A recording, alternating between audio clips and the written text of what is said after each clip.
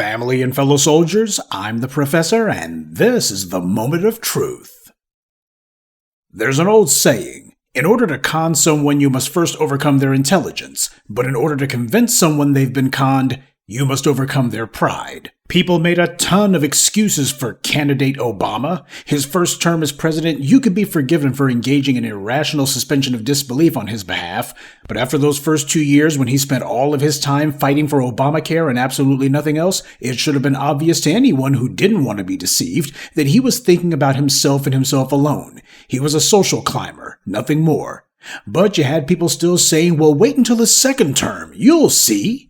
And we did. We saw that he definitely was never going to do anything for us but insult us on the few occasions when he wasn't pretending not to know we existed. And even after the bizarre sojourn through Orange Man's first term, when Biden became president, you had a whole lot of people who simply wanted to do nothing more than to hit the snooze button and go back to sleep. They tried, and we see how it turned out. All of those people who were saying that Biden knew better than to ignore black people because after the uprisings of 2020, why, he knew what could happen if he turned his back on us. And what did he do? He immediately turned his back on us and gave tons of money to the police, let the cops kill us in the streets, and pretended as if we didn't exist. The only thing the Democrats learned from the Trump years was that they needed to put more effort into trying to ignore us out of existence. Kamala Harris raised $1 billion for her campaign, $1 billion. And she still lost. Now, when she began making her first few murmurings about not having black men's votes, I knew then and there that her campaign was in serious trouble, and even she knew it. When Magic Johnson launched the first broadside against black male voters, you'll recall I was the very first person to say that Kamala Harris's internal polling must really suck for her to be doing stunts like this. Nobody in the white media was saying that. Talking about her internal polling, I mean. In fact, nobody in the so-called alternative, read online media, had made the connection between her internal polling and external campaigning. Now, before I go any further, you might wonder, why would Professor Truth have mentioned something as esoteric as that? Well, it's not really esoteric at all. Internal polling isn't a subject that I've broached before, but as I see it, my job in presenting you with these morning briefings is to basically explain 1, an event, person, or subject in a way that tells you something you didn't know, and 2, to explain how I know it. That way you understand that this has validity. Now let's focus on internal polling for a moment. Internal polling is exactly what it sounds like. It's something that the bigger, more important political campaigns in the U.S. do, such as gubernatorial campaigns, Senate campaigns, and of course presidential campaigns. Typically, a political campaign will pay some outside firm to conduct their internal polling for them. As the Aryan Broadcasting Company put it, the internal polling is usually intended to form a political strategy. The client is the campaign itself, not the public at large, and internal polls often hold hints about a campaign strategy, testing different messages and approaches to win over voters. So this is sensitive information because it's not the kind of general polling that's commissioned by white media networks or even universities. Internal polling is far more specific, and the campaign will change what it's doing based on those internal polls, something that almost never happens because of a Reuters, Ipsos, or ABC/CNN, etc. poll. But, as ABC also noted, these internal polls are usually kept quiet. They're supposed to be a secret. So even though the internal polls are highly influential as to what the campaign will do as far as messaging goes, at the same time, they don't want anyone to know about it. I've been an observer of politics since my early teens, which was a long time ago, and while I would hardly be considered anyone's insider, I do try to pay attention. So when Kamala sent out her surrogate, Magic Johnson, and he was calling out black men by name, that stuck out to me like a sore thumb. For him to do something like that, so jarring, so bizarre, he didn't do that on his own. He was told to do that by the campaign, and that told me everything I needed to know, because no Democrat candidate had ever done something like that before. That confirmed for me that our efforts have worked. No matter how brave a front Kamala had tried to put up, the DNC propaganda hadn't worked, and she knew it. It certainly hadn't worked with enough black men. It was clear to me that she was reacting to some kind of internal information that she was getting. And for me, that pointed directly to the campaign's own internal polling. And that's why I brought the issue up. Now again, don't expect anyone in the Harris campaign to volunteer how badly her internal polling was. They don't do that. But people who are close to DNC circles, they do get clued in about those kind of things. Take, for instance, Jon Favreau, a liberal podcaster who used to be a speechwriter for Barack Obama back in the day. This is what he had to say about the Biden campaign's internal polling this summer. Joe Biden's decision to run for president again was a catastrophic mistake. It just was. And he and his inner circle, they refused to believe the polls. They refused to believe he was unpopular. They refused to acknowledge until very late that anyone could be upset about inflation. And they just kept telling us that his presidency was historic and it was the greatest economy ever. We just heard him again say that it's the greatest economy ever. Clearly, 70, 80% of voters don't believe that. They don't believe that about their own personal financial situation, but they just keep telling us that. And then after the debate, the Biden people told us that the polls were fine. And Biden was still the strongest candidate. They were privately telling reporters at the time that Kamala Harris couldn't win. So they were shivving Kamala Harris to reporters while they told everyone else, not a time for an open process, and his vice president can't win, so he's the strongest candidate. Then we find out, when the Biden campaign becomes the Harris campaign, that the Biden campaign's own internal polling at the time when they were telling us he was the strongest candidate showed that Donald Trump was going to win 400 electoral votes. That's what their own internal polling said. Did you get that? Barack Obama's own speechwriter said that Biden's internal polling showed him that Trump was going to win 400 electoral college votes. That's about 100 votes shy of what the orange man got against Kamala Harris. While Biden and every Democrat shill, plant, and mouthpiece was saying the senile old codger was just fine, even after his catastrophic debate performance, they were still saying it. You even had geniuses like the now debunked and discredited Alan Lippman, who claimed that his mythical keys to the presidency supported keeping Biden on the ticket even after his debate meltdown. They were all talking about how great a candidate he was regardless, and how he wasn't senile, he was just a little bit tired is all. Politicians do this all the time, the old what, me worry no matter how bad things are. But they know the truth.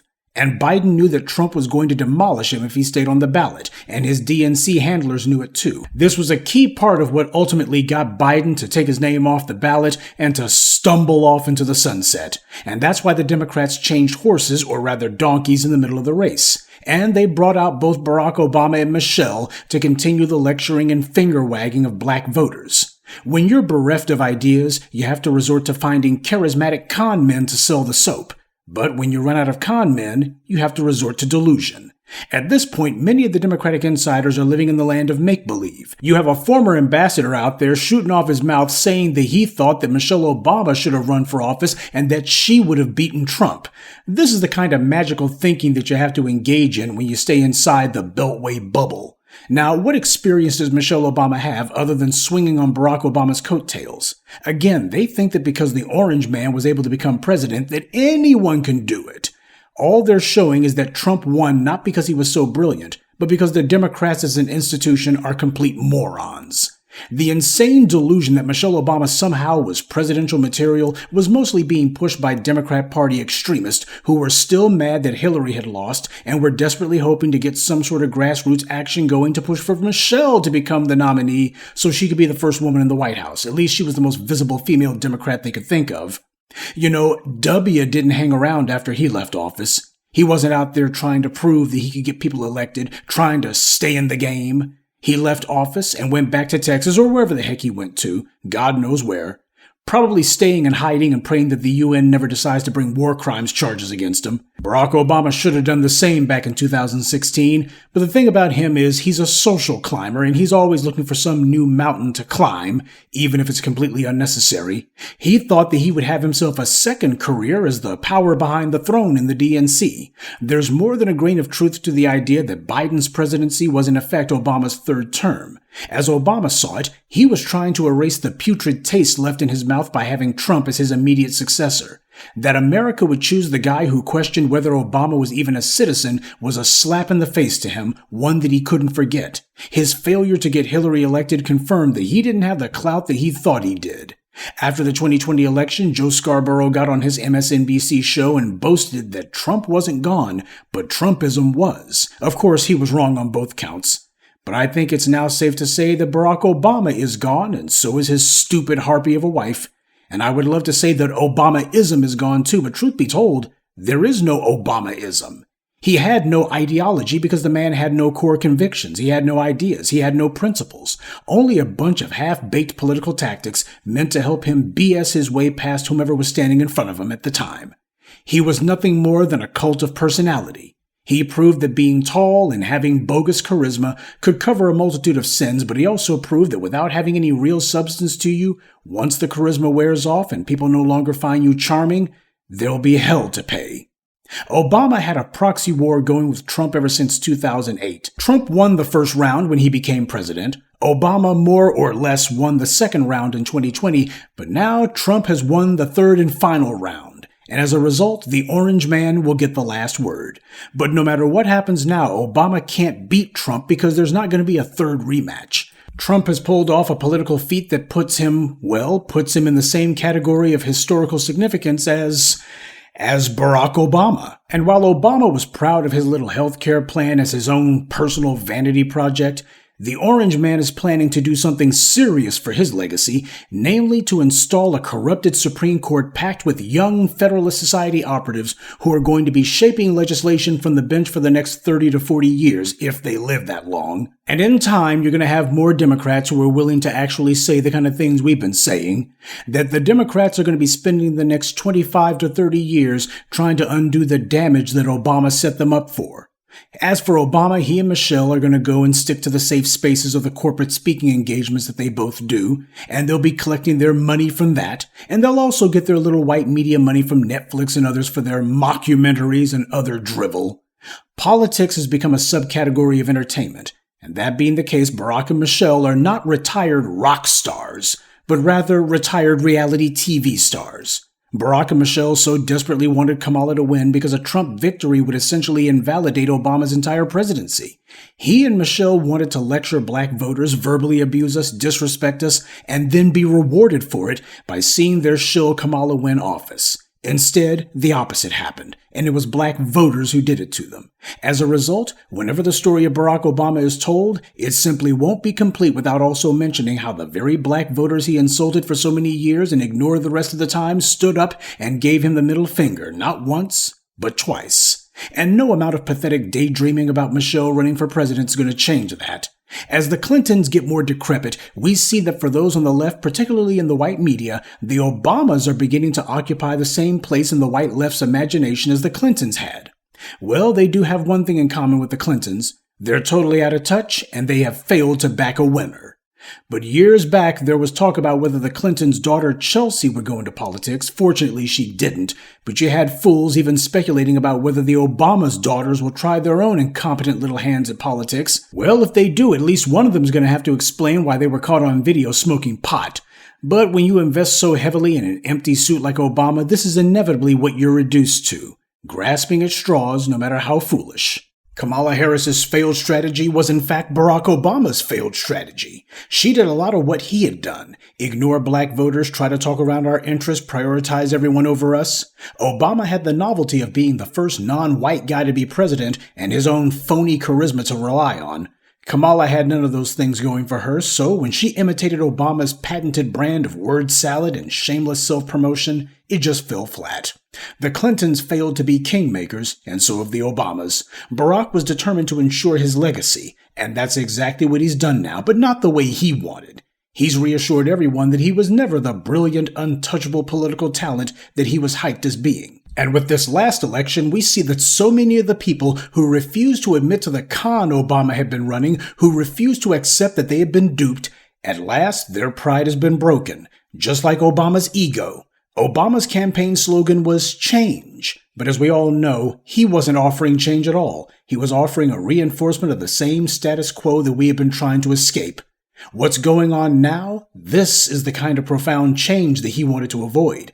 I don't mean the orange man by that. I mean when enough people had gotten fed up with the professional BS artists like him and were no longer willing to fall for the same old talking points. That's the thing about change, you know.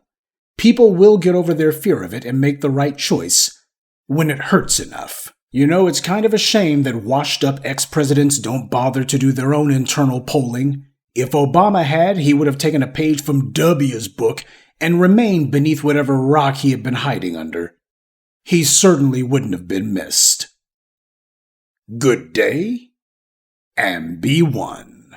I'd like to take a moment to mention some of our contributors. Black Mama, Discount Moving Labor, Wilson Lanier, James Porter, and Matthew Liggins. Salute to them and thank you to everyone for listening, liking, and sharing this message. Black empowerment only exists because of you.